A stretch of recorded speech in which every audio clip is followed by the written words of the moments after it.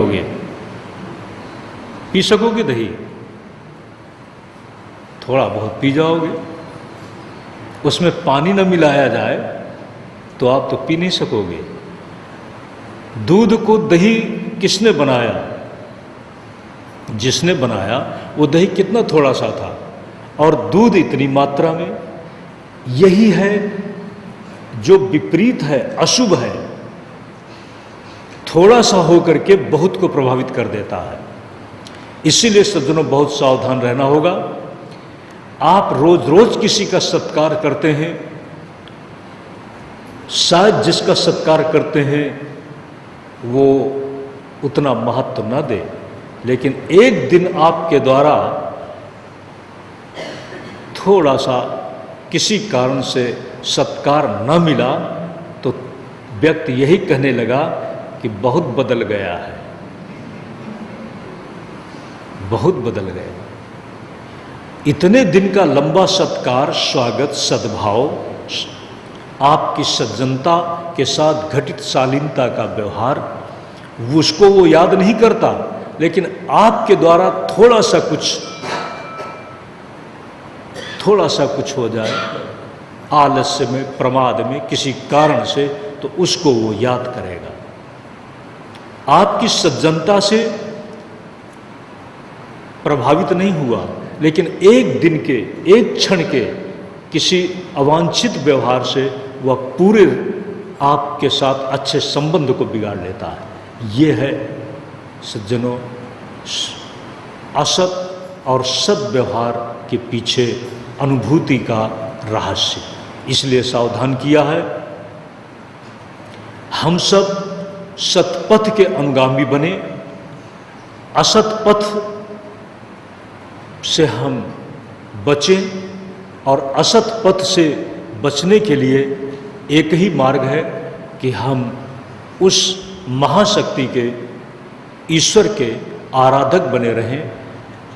महिषासुर मर्दिनी अंतर्धान हो गई और देवताओं ने पाया कि सब ठीक, पूरे संसार का व्यवहार अच्छी तरह से चलने लगा। ध्यान देना, जब मैं संसार कह रहा हूं तो आपके संसार की बात कर रहा हूं। संसार में तो यानी जहां पर आप बैठे हैं, जो देव क्षेत्र था उसकी बात कर रहा हूं, और कहीं तो कुछ होगा ही। जब एक समय बीता, एक बात ये ख्याल रखना पड़ेगा कि जिसको भी आप हटाते हैं, जो भी आपके द्वारा या आपके किसी आयोजन के द्वारा हटता है, तो मौका पाने पर फिर से आएगा।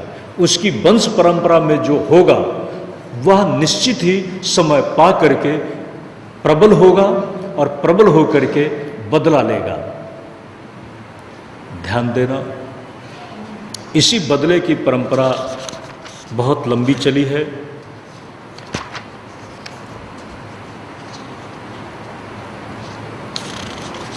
आज आप ऐसा ही मान लें कि महिषासुर मर्दिनी के बाद बहुत जल्दी आप जब आगे पन्ना पलटते हैं, हमने भी ऐसा अनुभव किया कि जब हम दुर्गा सप्तशती का पाठ करते हैं तो प्रथम चरित्र का पाठ हुआ, मधुकैटभ वध, दूसरे चरित्र के साथ महिषासुर का वध। अब आगे क्या करना चाहिए? विराम करना चाहिए या उस पाठ को आगे ले चलना चाहिए? जब पाठ को आगे ले चलते हैं तो तुरंत शुंभ और निशुंभ की समस्या आ जाती है। इसका मतलब समस्याएं हमारे नजदीक हैं। सच्चाई क्या है?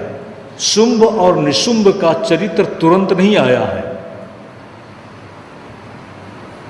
बहुत समय के बाद आया है। बहुत समय के बाद जब फिर से शुंभ और निशुंभ, ये बीज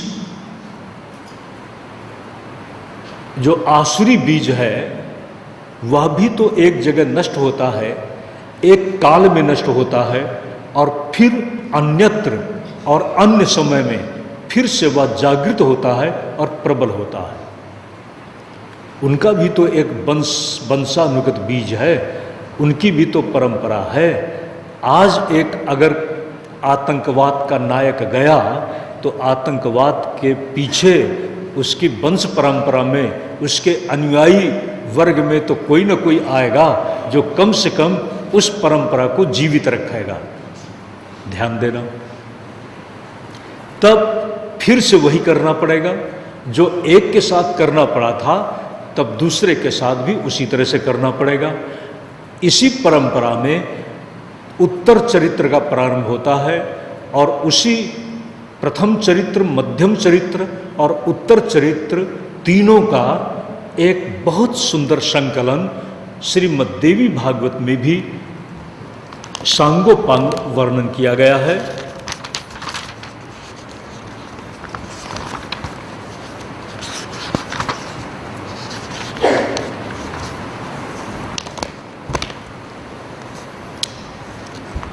समय के अंतराल में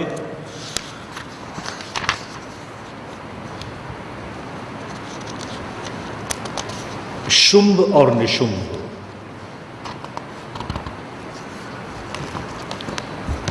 दो भाई हैं और दोनों इतने प्रबल हो जाते हैं कि एक अतीत में आतंकवाद से जुड़े हुए किसी नेता को संगठित होकर के खत्म किया गया। आप मेरी बात से समझ लीजिएगा, इस कथा के प्रसंग में कहने की शायद इतनी जरूरत नहीं है। संगठित होकर के महाशक्तियों ने हमारे सामने उदाहरण है। अब कथा के मध्य में उनकी चर्चा की जाए तो थोड़ा असंगत होगा, लेकिन आज के संदर्भ में अगर इस बात को समझना है तो आप समझ सकते हैं। आपके सामने बहुत उपयुक्त उदाहरण है। एक आतंकवादी विश्व स्तर का नेता खत्म करने के लिए उस नेता को जो साथ दे रहा था समुदाय, यहाँ तक देश और प्रदेश, उनको भी खत्म किया गया। और जब खत्म किया गया तो ध्यान देना, उनके भी तो अपने समर्थक बल थे, पोषक बल थे। और जब खत्म करने की योजना बनी तो खत्म करने के लिए जो अग्रणी नेतृत्व था उसके साथ भी अन्य देशों की महाशक्तियां मिल गई। ये हमेशा हुआ है और ये इसी तरह से अतीत में भी हुआ है। और इस बात को ही समझने के लिए हम अपने जीवन में, अपने जीवन के आसपास भी इसी तरह की अनुकूलता प्रतिकूलता और अनुकूलता के साथ जुड़े हुए व्यक्ति जो हमारे मित्र बन जाते हैं और प्रतिकूलता के साथ जुड़े हुए व्यक्ति जो हमारे लिए दुश्मन बन जाते हैं, हम आज भी उसी व्यवस्था से घिरे हुए हैं। तब प्रश्न है कि ये लड़ाई हम कहाँ लड़ें? घरों में भी लड़ाई होती है। एक बच्चे ने बड़ी अच्छी बात जब उससे पूछा गया, उसमें बड़े भी थे, कि भगवान तुमको मिल जाए तो तुम क्या मांगोगे? आपके सामने भी यही प्रश्न है। सब ने अपनी अपनी बात कही। किसी ने कहा हम भक्ति मांगेंगे, जिसको शरीर का दर्द था उसने कहा हम यही चाहें कि भगवान मुझे अच्छा स्वास्थ्य दे दो। ध्यान देना, कोई जरूरी नहीं कि एक समुदाय में बैठे हुए लोग भगवान मिल जाएं तो एक ही तरह की भूमि तो है नहीं। मन की भूमि अलग अलग है और मन की भूमि में जरूरत का स्तर अलग अलग है। हर व्यक्ति अपनी अपनी मांग रखेगा। एक बच्चे ने क्या मांगा, जब बच्चे को पूछा गया भगवान भक्ति से प्रसन्न हो जाए और मांगने की बात आए तो तुम क्या मांगोगे? उसने कहा, मैं यही चाहूंगा कि हमारे घर में लड़ाई न हो, हमारे घर में लड़ाई न हो। मैं सोचने लगा कि घर में लड़ाई तो नहीं होती होगी, ये मेरा सोच था, ऐसा लगा। तो मैंने उसको पूछा, क्या बेटे घर में लड़ाई भी होती है? तो उसने कहा कि खूब लोग लड़ते हैं। आप लोगों के ऐसे घर हो सकते हैं जहां लोग ना लड़ते हो? उसने कहा खूब लोग लड़ते हैं। पापा और चाचा के बीच लड़ाई होती है, मम्मी और बा के बीच कभी कभी तनाव होता है, भाइयों भाइयों के बीच लड़ाई होती है। तब मैंने उसको पूछा कि तुम क्या चाहते हो? तुम लड़ता है किसी से? उसने कहा, मैं लड़ता तो नहीं हूं लेकिन लड़ाई देखता हूं, और लड़ाई देख करके मुझे परेशानी होती है, इसीलिए मैं सोचता हूं कि मैं तो नहीं लड़ूंगा। मैंने सोचा कितना अच्छा बच्चा है। ध्यान दें सज्जनों, इतना ही सोच लो कि मैं तो नहीं लड़ूंगा, बात खत्म हो जाएगी। आप जैसे ही लड़ने के लिए तैयार होते हैं तो लड़ने के लिए अंदर अंदर तैयारी करते हैं कि नहीं करते हैं? अंदर अंदर लड़ने की तैयारी होती है। शब्द की लड़ाई होती है, और शब्द की लड़ाई से जब और आगे बढ़ जाते हैं तो मर्यादा टूटती है। मर्यादा टूटने के बाद फिर बहुत कुछ गलत सलत हो जाता है। जब लोग घर में लड़ते हैं, आज हम एक सभ्य युग में प्रवेश कर चुके हैं, अब लड़ाइयां कम हो रही हैं। लेकिन फिर भी अगर लड़ाई का अवसर आ जाए तो मैं नहीं लड़ूंगा, इतना ही संकल्प ले लेना। मैं ऐसी बात नहीं बोलूंगा कि लड़ाई और बढ़े, मौन हो जाए तो शायद लड़ने के लिए जो अंदर अंदर सोच रहा होगा वो परेशान हो जाएगा। आपकी तरफ से जब प्रतिकार के लिए कोई शब्द न बोला जाए तो हो सकता है कि बोलने वाला धीरे धीरे कुछ देर में खुद पश्चाताप करने लगे, परेशानी महसूस करने लगे। सज्जनों, घर की लड़ाई से बचें। आओ हम हिमालय की तलहटी में एक बार फिर से आए। अभी तक हम अपने अपने घरों में थे, सबको अपना अपना घर दिख रहा होगा, सबको अपने अपने लड़ाई के पात्र दिख रहे होंगे, जो आपके साथ लड़ते रहे या जिनके साथ आप अपने आप को संतुलित रखने का प्रयत्न करते रहे। आइए अब हम फिर से हिमालय की तलहटी में आए। शुंभ और निशुंभ का बढ़ता हुआ फिर से एक नया आतंकवाद शुरू हुआ। महिषासुर के वंशज ऐसा नहीं है कि नहीं होंगे, उसकी भी वंश परंपरा में कोई ना कोई तो आएगा। उसकी भी वंश परंपरा में आज नहीं तो कल फिर से देवबल के सामने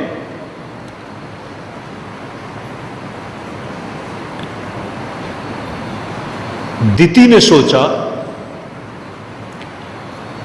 हिरण्याक्ष और हिरण्यकश्यप के बाद उसने एक प्रयास किया था कि हमारे ऐसी संतान हो जो हमारे कुल को ईर्ष्या से देखने वाली अदिति की संतानें बार बार पराजित करती चली आई हैं, उनके द्वारा हमारी संतानों को भगाया गया, अधिकार से वंचित किया गया, कहीं उनको पाताल लोक में भेजा गया।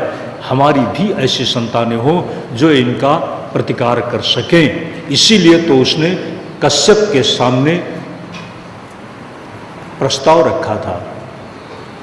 तो ऐसा हुआ है। तो दिति और दानों की संतानें एक साथ हो जाती हैं। उनका भी अपना कोई संबंध है। समानांतर स्वभाव वाले व्यक्ति मित्र बन जाते हैं, और समानांतर स्वभाव वाले जब व्यक्ति कुछ सतोगुणी के हैं तो एक समुदाय बन जाता है, और जो रजोगुणी और तामसिक गुण में है उनका एक अलग समुदाय बन जाता है, और दो समुदाय बनकर आपस में टकराते हैं। और ये टकराव वंशानुगत रूप से भी चलता है, परंपरा से भी चलता है। उसी परंपरा का ये शुंभ निशुंभ का यहाँ पर देवताओं के साथ युद्ध का आयोजन है। शुंभ निशुंभ के बल बढ़ते हुए बल ने, देखो, जो भी हार जाता है वह हार करके जीतने की सारी कोशिश करता है, और फिर से प्रबल होकर, फिर से शक्ति जुटाकर वह अपने आप को रणनीति के साथ मैदान में उतारता है। शुंभ निशुंभ इसी बात का प्रतीक है। अब देवता लोग हमेशा आत्मबल पर ज्यादा नहीं चले हैं सज्जनों। इसका कारण है, आज की भी साइकोलॉजी यही है। हम भी कहते हैं कि देखो, सज्जन बन करके चलो, दुर्जन बन करके मत चलना, दुर्जनता की भूमि में मत रहना, कोई बात भी गलत सलत हो जाए तो तुम गलती मत करना, हम भी ये कहते हैं। यही देवकुल का सोच है। इसके विपरीत हम कभी कभी ऐसा देखते और सोचते चले आए हैं कि देवता लोग इतने कमजोर क्यों रहे।